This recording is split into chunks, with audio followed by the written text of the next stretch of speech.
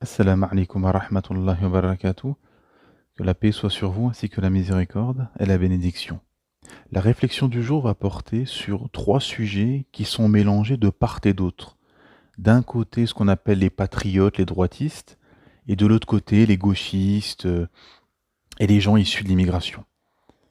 D'un côté, vous avez les gens, les gauchistes et beaucoup de gens issus de l'immigration qui vont invectiver les gens de droite, les patriotes, de fachos à tout va, de racistes ou de fachos.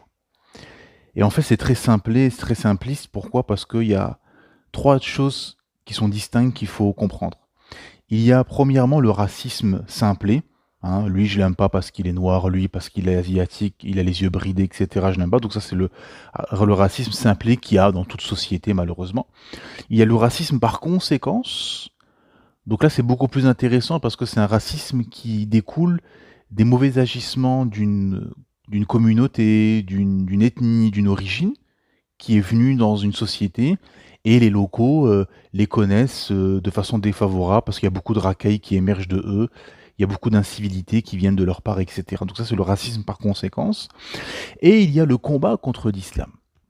Et il y a le combat idéologique, hein, quand tous ces gens combattent le voile, combattent l'islam, combattent les prêches des imams, ce n'est pas du racisme, ce n'est pas du racisme, c'est juste un combat idéologique, un combat d'idées, un combat, et le combat éternel entre le vrai et le faux.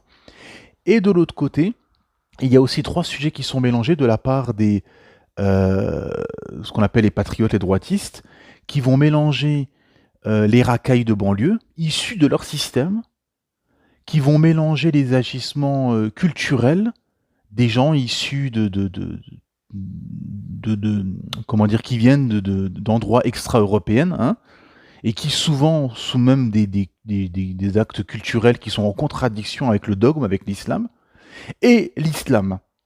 Et en fait, ils mélangent ces trois sujets-là, en faisant semblant comme si les racailles des banlieues qui foutent le bordel, etc., serait le fruit, ce serait soi-disant le fruit de l'islam ou de la communauté musulmane. Non, abadan, au contraire.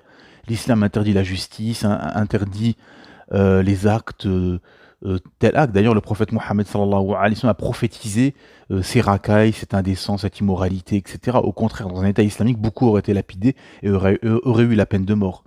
Et de l'autre côté, il faut bien évidemment comprendre qu'il y a des gens, forcément, ils vont détester une ethnie par rapport aux agissements, pas parce que la personne elle est noire ou arabe, etc. Donc il faut comprendre ce racisme par conséquence et ce combat idéologique qui est fait à l'endroit de l'islam et des musulmans. Barakallahu fikum.